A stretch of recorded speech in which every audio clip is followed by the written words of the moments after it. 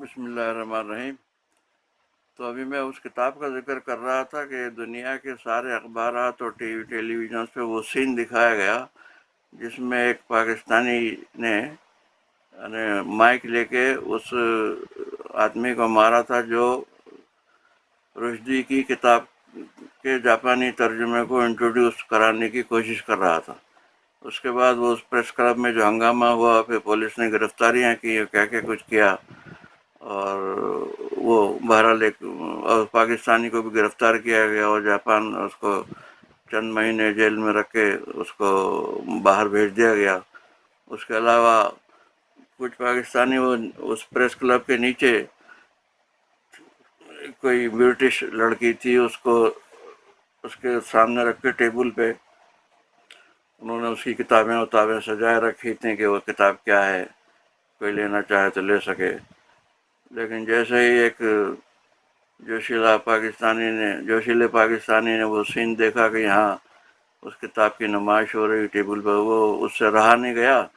اس نے وہیں پہ ساری اکھیڑ پچھاڑ شروع کر دی اور وہ لڑکی بھاگ گئی ہے، تھوڑی سی زخمی ہو گئی، اور وہ ان کا سارا شو وہاں پہ اس نے پہلے فلور ہی پہ ختم کر دیا۔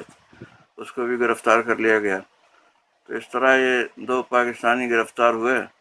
اور ایک کو تو جس نے مائک پر مارا تھا اس کو تو پاکستان واپس بھیج دیا گیا، اور دوسرے کا جرم اتنا سنگین نہیں تھا تو کچھ دن جیل میں رکھ کے اس کو نکال دیا گیا، باہر کر دیا گیا۔ اور پھر ہم لوگوں نے اس کا جلوس نکالا کہ دیکھو اس مجاہد نے اس کتاب کو جاپان میں بند کرانے میں کتنا بڑا رول کیا ہے۔ وہ جلوس بھی کافی بڑا اور اچھا، اور ہبیا کے مین جو جاپان کا مرکزی علاقہ ہے وہاں پر وہ جلوس نکالا گیا تھا۔ لیکن ایک بات ایسی ہے کہ پتہ نہیں اس کا تذکرہ کرنا مناسب ہے کہ نہیں ہے، لیکن تذکرہ میں ایک دوسرے پہلو سے کروں گا کہ ہمارے سوسائٹی میں بعض لوگ ہیں جو مجرم کہہ لیں یا فسادی کہہ لیں یا کہ غلط عادات کے مرتکب ہوتے ہیں، لیکن ہے کہ وہ ہوتے ہیں مسلمان۔ تو اس طرح کے واقعات میں نے مشرقی پاکستان میں بھی میں طالب علم تھا ڈھاکہ یونیورسٹی میں ایم اے میتھمیٹکس کا، وہاں پر بھی میں نے دیکھے ہیں۔ تو وہاں مسلم لیگ کے جوان ایکٹیو لوگ جو ہوتے تھے، وہ وہاں کی جو سیکولر جماعتی تھیں، عوامی لیگ اور وہ جو کمیونسٹوں کی تھی چھاتر یونین کے نام سے، اور عوامی لیگ والی تھی چھاتروں لیگ کے نام سے، ہر سیاسی جماعت کی ایک اسٹوڈنٹ تنظیم وہاں ہوا کرتی تھی، اور مسلم لیگ والوں کے بھی تھے۔ تو وہاں پر طریقہ یہ تھا کہ ہر اسٹوڈنٹ تنظیم کے لوگ جو ہے خواہ مخواہ کے اسٹوڈنٹ بنے رہتے تھے، اور ان کی سیاسی پارٹیاں ان کو مالی طور پہ مدد دیا کرتی تھیں کہ تم اسٹوڈنٹ بنے رہو اور اسٹوڈنٹ لیڈر رہو، کیونکہ بنگلہ دیش کے اندر جو انٹیلیجنسیا ہے وہ ڈھاکہ یونیورسٹی ہی کے لوگ ہیں، کیونکہ ڈھاکہ یونیورسٹی واحد یونیورسٹی تھی، اس بعد میں راجشاہی بھی بنی، لیکن وہ ڈھاکہ یونیورسٹی میں گاؤں دیہات پورے بنگلہ دیش سے لوگ آتے تھے، اور وہاں پر بڑے بڑے ہاسٹل بنے ہوئے تھے۔ وہ ان ہاسٹلوں میں ٹھہر کے اپنا B A M A P H D جو کچھ بھی انہیں تعلیم حاصل کرنی ہے وہ اپنے گاؤں دیہات سے آ کر ڈھاکے میں مقیم ہو کے وہاں پہ کرتے تھے۔ تو انٹیلیجنسیا کے لحاظ سے تو لہٰذا وہاں کے اسٹوڈنٹس نے جاپان کی مختلف تحریکوں میں بہت بڑا رول ادا کیا ہے۔ تو یہی رول میں جو زمانے میں وہاں تھا اس پاکستان میں، تو اسی طرح کا رول کر رہے تھے۔ وہاں پر جماعت اسلامی کی بھی ایک تنظیم تھی، اسلامی چھاتر شنگو اس کا نام تھا، جو میرے آنے کے بعد اس کا نام اسلامی چھاتر شبیر بن گیا تھا۔ تو وہ بھی اپنا اسی طرح کا رول ادا کرتی تھی۔ لیکن یہاں اس بات کا تذکرہ میں اس پہلو سے کر رہا ہوں کہ مسلم لیگ کے جو کارکن تھے اسٹوڈنٹ تنظیم کے، وہ وہاں پر غنڈے ان کو غنڈے کہا جاتا تھا، اور غنڈے اس لیے کہا جاتا تھا کہ وہ جو سیکولر جماعتوں کے لوگ تھے اور چھاتر لیگ یا چھاتر یونین کے، وہ اگر کوئی الٹی سیدھی بات اسلام کے نظریے کے خلاف، اسلام کے خلاف کچھ کرتے تھے تو یہ مسلم لیگی جو ہے ان کی پٹائی کرتے تھے۔ تو ان مسلم لیگ کی پٹائی کی وجہ سے لوگوں نے وہاں ان کا نام غنڈے رکھا ہوا تھا۔ ایک دفعہ وہ سارے اسٹوڈنٹ یونین کی ایک میٹنگ وہاں کی کینٹین میں ہو رہی تھی،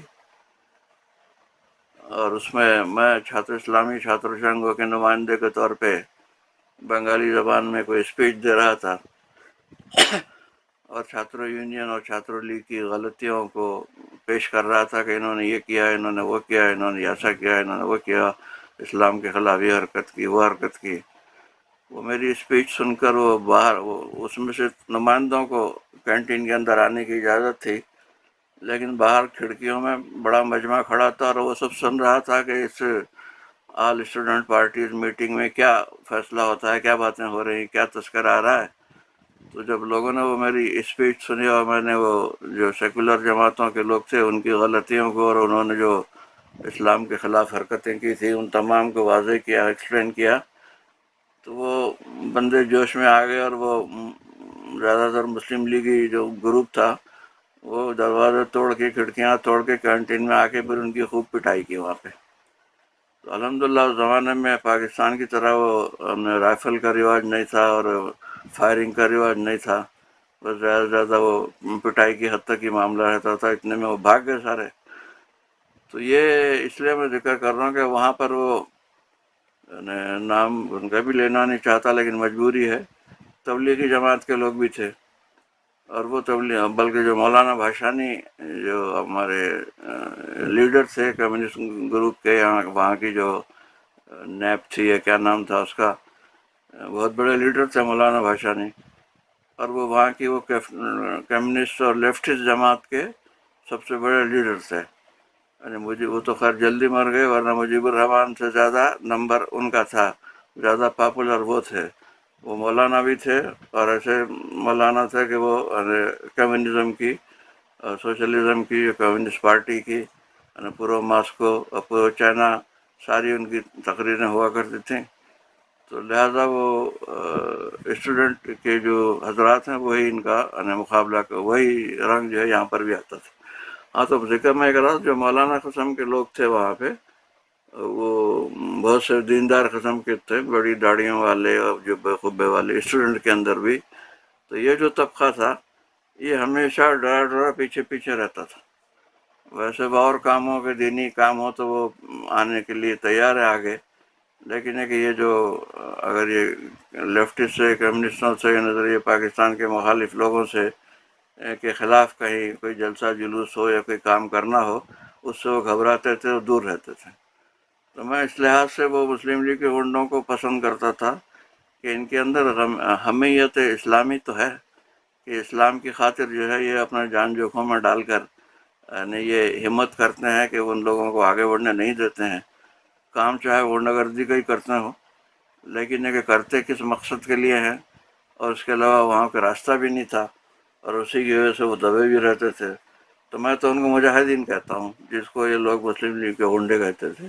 میری نظر میں تو مجاہدین تھے۔ تو بہرحال کچھ لوگوں کو یہ میرا نظریہ پسند نہ ہو تو نہ ہوا کرے، لیکن یہاں میں نے تذکرہ اس ضمن میں کیا ہے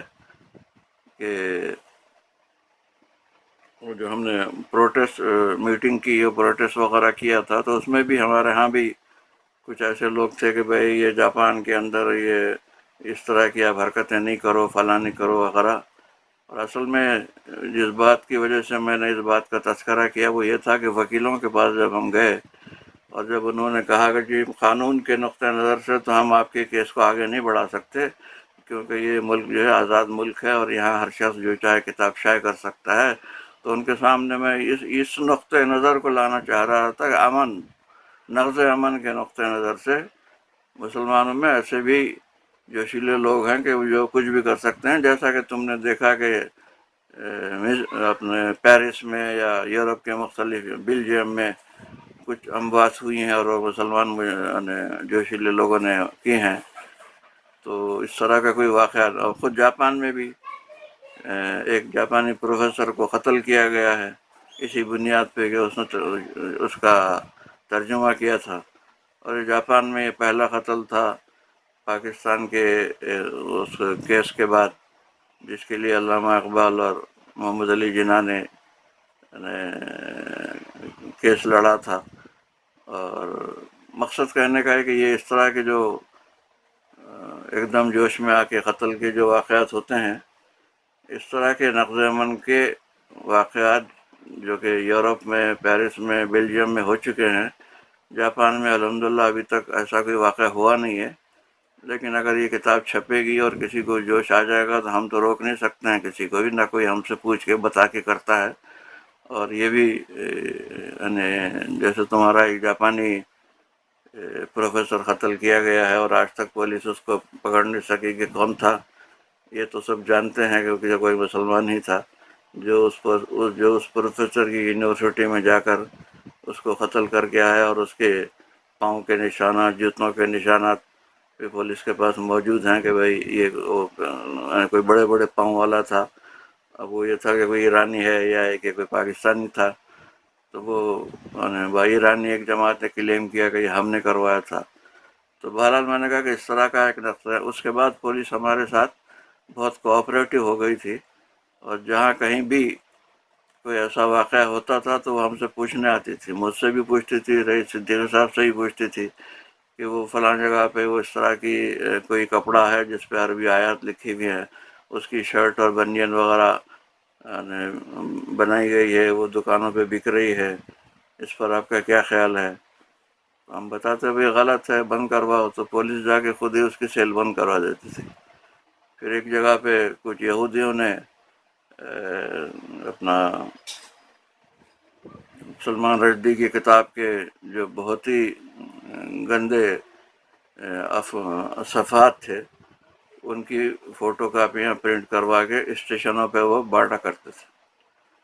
تو ان یہودیوں کو اگر کوئی پاکستانی اسٹیشن سے اتر کے اتفاقاً دیکھ لیتا کہ یہ یہاں پر احانت رسول والی پیمفلیٹ یا کتاب یا اس میں کوئی چیز بانٹ رہے ہیں، تو وہ وہیں اس کی پٹائی شروع کر دیتا، ان لوگوں کی پٹائی شروع کر دیتا۔ تو اس طرح کے واقعات جب مختلف اسٹیشنوں پر ہونے لگے تو پولیس آئی ہمارے پاس اور کہا کہ بھئی آپ اپنے پاکستانیوں کو منع کریں کہ وہ اس طرح سے جگہ جگہ لوگوں کی پٹائی نہیں کریں اس طرح کے، آپ ہم کو اطلاع دیں، ہم ان یہودیوں کو نمٹ لیں گے، اور آئندہ سے پھر یہ لوگ ان کو ہم بند کروا دیں گے کہ وہ ان کو اجازت نہیں دیں گے یا ان کو کرنے نہیں دیں گے، ہر جگہ ہم الرٹ کر کے ہم خود ہی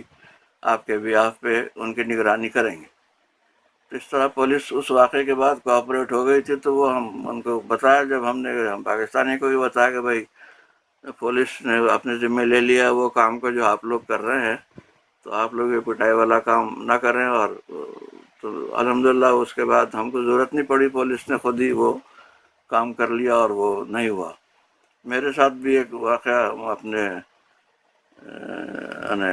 ویسے تو مختلف واقعات میں پولیس کو میں نے بھی اپنی رائے دی، بتائی کیا کرنا چاہیے۔ میں کوبے میں تھا تو وہاں وہ لوگ سری لنکا کے کچھ لوگ ایک جوتا لے کے مسجد کے سیکریٹری صاحب کے پاس گئے کہ بھائی یہ دیکھو، یہ جوتا ہے، امریکن کمپنی کا بنا ہوا ہے، اس پر اللہ کا لفظ جو ہے لکھا ہوا ہے، اور یہ فلاں دکان پہ بک رہی ہے، اس کو بند کروانے کے لیے آپ مسجد والے لوگ کچھ کریں۔ مسجد کے سیکریٹری ایک تبلیغی جماعت کے آدمی تھے، بیچارے نرم مزاج کے تھے، انہوں نے کہا بھائی ہمارے بس کا روک تو نہیں ہے، ہم تو کچھ نہیں کر سکتے، اب آپ کو اس پہ کچھ کرانا ہے تو حسین خان کے پاس جائیے، وہ شاید کچھ کرے۔ تو وہ پھر سری لنکن لوگ میرے پاس آئے، انہوں نے بات بتائی، تو میں نے پھر پولیس والے کو فون کیا، ہم پولیس والے تو آتے رہتے ہیں ہمارے پاس وہ یہ رپورٹ لینے کے لیے کہ بھائی کیا حال ہے، کوئی ایسا مسئلہ تو نہیں ہوا جاپان میں کہ مسلمانوں کو کوئی پریشانی کا سبب بنا ہو، کوئی ایسا ہوا تو آپ ہمیں بتا دیں، ہم خود اس کو کریں گے۔ تو یہ پوچھنے کے اس رشدی والے واقعے کے بعد، رشدی والے پروفیسر کے قتل کے بعد، پولیس ہماری ہمدرد اور کوآپریٹو بن گئی تھی کہ جاپان میں ایسے واقعات نہ ہو۔ تو وہ جوتے والی بات جب آئی میرے پاس کوبے میں، تو میں نے پھر وہ میرے پاس جو آیا کرتا تھا پولیس کا آدمی، اس کو میں نے بتایا کہ بھائی تم وہ فلاں ریسٹورنٹ میں فلاں ٹائم پر آؤ، وہاں تم سے مجھے کوئی بات کرنی ہے۔ اور وہاں پہ میں نے وہ سری لنکن جو لوگ تھے جو جوتا لے کر آئے تھے جس پر اللہ کا نام لکھا تھا، وہ ان کو بھی بلایا۔ تو ان کے سامنے بات چیت کی اور اس کو بتایا کہ بھائی دیکھو یہ جوتا اس طرح فلاں دکان پہ بک رہا ہے، اگر تم اس کو بند نہیں کراؤ تو پتہ نہیں کس مسلمان کا جذبہ ایمان جوش میں آ جائے گا اور وہ وہاں جا کے کیا فساد کر بیٹھے گا. ہم پہ ذمہ داری نہیں ہے، یہ تمہاری ذمہ داری ہے کہ تم نقض امن کا کوئی واقعہ نہ ہونے دو. تو الحمدللہ پولیس والا دوسرے دن گیا، اس نے بند کرا دیا، اور اس کا جو سورس تھا ڈسٹریبیوٹر، وہاں بھی جا کے اس نے منع کر دیا کہ بھائی آپ یہ اس طرح کے جوتے یہاں کوبے میں یا پورے جاپان میں کہیں تقسیم نہ کریں، یہ جاپان میں اس سے امن کے ختم ہونے کا خطرہ ہے. الحمدللہ اس طرح بہت سی ایسی بعض انڈین لوگ چین سے ایسے شرٹ وغیرہ بنوا کے لاتے جس میں عربی آیتیں وغیرہ ہوتی تھی. تو ہم نے کہا بھائی یہ بے حرمتی ہے. پولیس والا آ کے پوچھتا تھا ہم سے کہ بھائی یہ شرٹ ہے، اس کو ڈسٹریبیوٹ یہ کرنا چاہتے ہیں، آپ کی کیا رائے ہے؟ میں بتا بھائی یہ تو بے حرمتی ہوتی ہے، ہماری رائے ہے کہ اس کو آپ بند کراؤ. اس طرح الحمدللہ پولیس والے ہمارے ساتھ کام. تو میں نے وکیلوں کے ساتھ ان سب باتوں کا تذکرہ اس لیے کر رہا ہوں کہ وکیلوں کے ساتھ میں نے یہ پوائنٹ رکھا کہ جاپان کے اندر ایسے واقعات ہو چکے ہیں اور پولیس ہمارے ساتھ کوآپریٹ بھی کر رہی ہے، اور اس معاملے میں تو زیادہ بڑے نقص امن کا اندیشہ ہو سکتا ہے. تو آپ اس پوائنٹ آف ویو سے ایک اس کی ریٹ پٹیشن کریں کہ یہ کتاب چھپنے نہ پائے. تو پولیس وکیلوں نے میرے اس پوائنٹ کو بھی ریجیکٹ کر دیا. ان کا نہیں، یہ کوئی واقعہ عملاً ایسا ہو جائے تب جو ہے ہم اس کو بنیاد، لیکن ایک مفروضے پہ کہ ایسا ہو سکتا ہے اس پر یہاں کی عدالتیں حرکت میں نہیں آئیں گی. تو اس مسئلے پہ اگر کوئی چھوٹا موٹا بھی کوئی واقعہ ہوتا ہے تب کہیں جا کے ہم ریٹ موجودہ صورت میں ہم نہیں کر سکتے. تو بات یہ یہاں سے چلی تھی کہ وہ NHK کے رپورٹر نے یہ کہا تھا کہ اگر آپ لوگ ریٹ پٹیشن کرنے جا رہے ہیں تو عدالت میں بھی آپ جو ہے پریس کانفرنس کر سکتے ہیں. تو میں نے پھر اس کو یہ وکیلوں کے لیکن اس نے یہ بھی ریکویسٹ کی تھی کہ وکیلوں کے پاس آپ جائیں تو مجھے بھی اجازت دے کہ میں بھی اس میں شریک رہوں. تو میں نے اسے اجازت دے دی کہ تم بھی شریک رہو ہماری بات چیت میں. تو اس نے بھی ساری بات چیت سنی تھی. تو لہٰذا اس کو میں نے بتایا کہ بھائی ہم تو ریٹ پٹیشن کر ہی نہیں سکتے، نہ عدالت جا سکتے ہیں، یہ وکیلوں کا کہنا ہے. تو پھر اس نے کہا کہ آپ خود اپنے طور پہ کوئی انتظام کرو. تو پھر یہ کہ میں پریس والوں کو اس دن اور جگہ کی اطلاع دیتا ہوں کہ جہاں آپ پریس کانفرنس توہین رسالت کے بارے میں کتاب کے تعلق سے، کارٹونوں کے تعلق سے کرنا چاہتے ہیں. ہمارے پاس بھی کوئی معقول جگہ نہیں تھی، نہ ہمارے پاکستان کا کوئی دفتر تھا، نہ ہے کہ جس میں ہم بلائیں اور اتنے سارے رپورٹر آ سکیں وغیرہ وغیرہ. لیکن الحمدللہ ہماری ایڈاک کمیٹی کے وائس چیئرمین الطاف بٹ صاحب تھے، ان کا ایک بڑا کارپیٹ کا شو روم تھا. تو ہمیں تو زیادہ ریکویسٹ کرنے کی ضرورت بھی نہیں پڑی. تو وہ خود ہی تیار ہوئے کہ آپ میرے اس بڑے شو روم میں وہ اپنی پریس کانفرنس کر لیں. تو جب ہم نے اس بڑے شو روم میں پریس کانفرنس کا اعلان کیا تو اس علاقے کی پولیس ان کے ہاں پہنچ گئی اور ان کو بتانے لگی کہ آپ یہ کیا کر رہے ہیں اور یہ تو بڑا خطرناک کام ہے اور یہ ہے وہ ہے. ان کا پولیس کا مقصد یہ تھا کہ بھائی آپ اپنے دفتر کو، کاروباری جگہ ہے، یہ اس طرح کے کاموں کے لیے استعمال نہ کریں وغیرہ. لیکن الطاف بٹ صاحب بھی ماشاءاللہ عشق رسول سے سرشار تھے، انہوں نے پرواہ نہیں کی. یہی الطاف بٹ صاحب ہیں جنہوں نے مجھے بھی ایشورنس دلایا تھا کہ آپ وکیل کے پاس جائیں، پیسے کی فکر نہیں کریں، جو بھی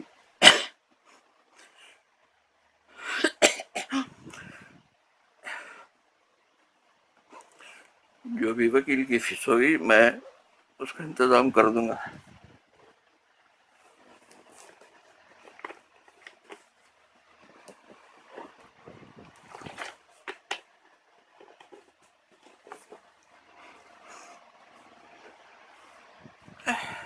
بہرحال اس طرح کے لوگوں کے ہمت افزائی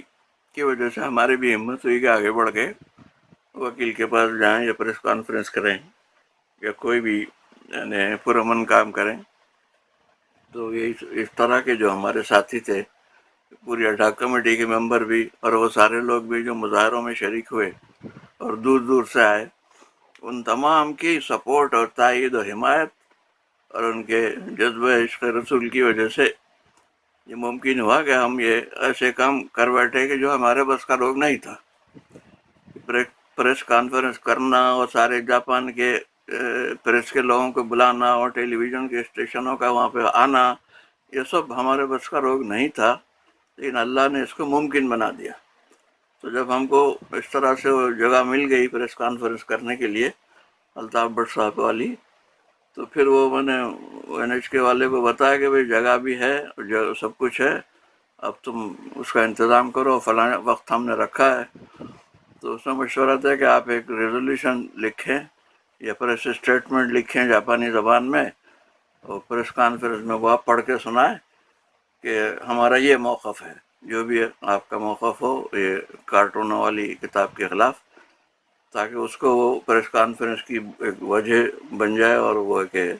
پریس والے اس کو اس کے جو بھی نکات ہیں اس کو لے کے آگے بڑھ سکیں۔ تو صحیح ہے، پھر میں نے ایک وہ جاپانی زبان میں ایک پریس اسٹیٹمنٹ بنایا اور اس کی گرامر کسی جاپانی سے مزید اس کو تصحیح کر لی، اور پھر ہمارا الحمدللہ وہ پریس کانفرنس ہم نے کی، اور وہ پریس کانفرنس جو ہے انتہائی کامیاب رہی۔ 30-40 جو ہے نمائندے آئے، یعنی پریس کے بندے، میں نے ان سب کے نیم کارڈ بھی لیے بعد میں، اور جتنے ٹیلی ویژن اسٹیشن تھے سب کے سب اپنے کیمروں سمیت وہاں موجود تھے، اور کافی ہم نے اپنا پریس اسٹیٹمنٹ بھی کیا، پھر ان سے سوالات بھی لیے اور سوالات کے جوابات بھی دیے۔ وہ زیادہ تر، اور میرے ساتھ الحمدللہ ہمارے نئی مرائن صاحب بھی جاپانی زبان اچھی جانتے ہیں، انہوں نے بھی سوالات کے جواب دینے میں بھی اور ہمارے نقطہ نظر کی تشریح کرنے میں بھی نئی مرائن صاحب نے بھی بڑا رول ادا کیا۔ تو الحمدللہ وہ کامیاب اس لحاظ سے،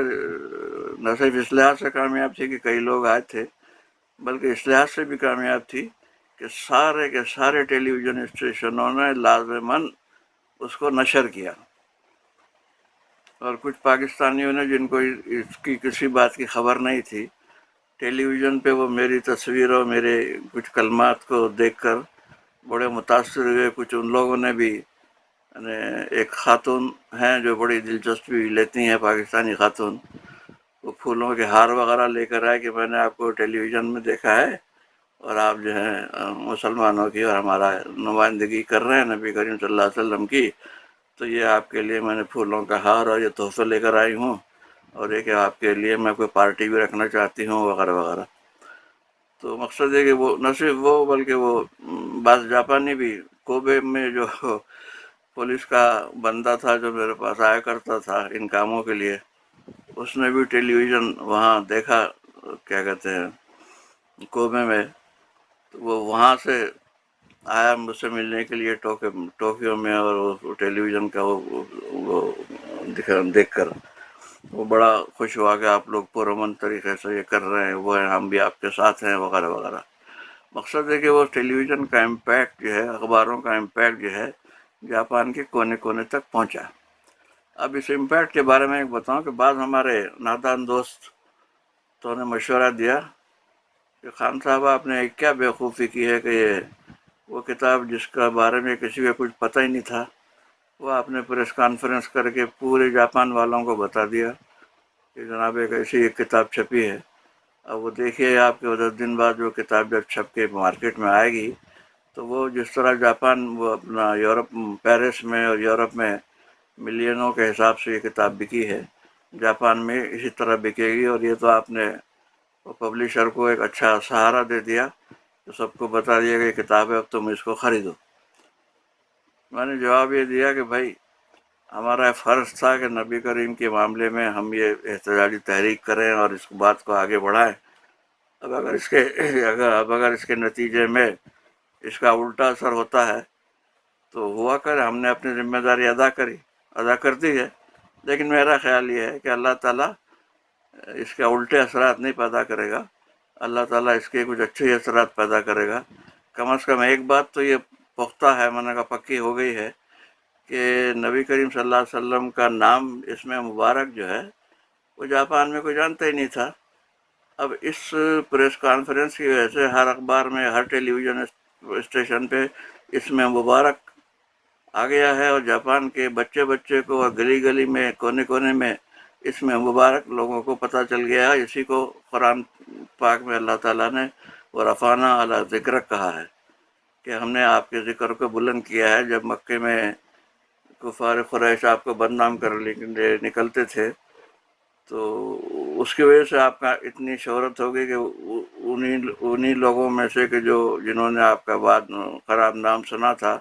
وہ آپ سے ملنے آ گئے کہ آخر وہ کیا بات ہے اس شخص میں کہ جس کو لوگ نعوذ باللہ جادوگر یا پاگل یا کیا کہتے ہیں کہ یہ آپ کے ماں باپ کو چھڑا دے گا، آپ کے بھائی بہن صاحب سے ہٹا دے گا۔ تو مدینے کے سرداروں کا ایک وفد آیا، آپ کی باتیں سنی تو وہ الٹا مسلمان ہو گیا، اور پھر اس کے بعد میں اگلے سال مزید اور لوگوں کو لائے، بیعت عقبہ ثانیہ کہتے ہیں۔ اس کے بعد آپ کی ہجرت کا انہوں نے یعنی دعوت دی مدینہ آنے کی، آپ نے ہجرت کی اور مدینے میں پھر ایسی زبردست اسلامک ریاست بنی جو صدیوں تک 1400 سال تک دنیا پر اپنا زور اس کا 1200 سال تک زور قائم رہا۔ مقصد ہے ورفعنا لک ذکرک کا جو کام ہے اس کا ایک ابتدائی ہلکا سا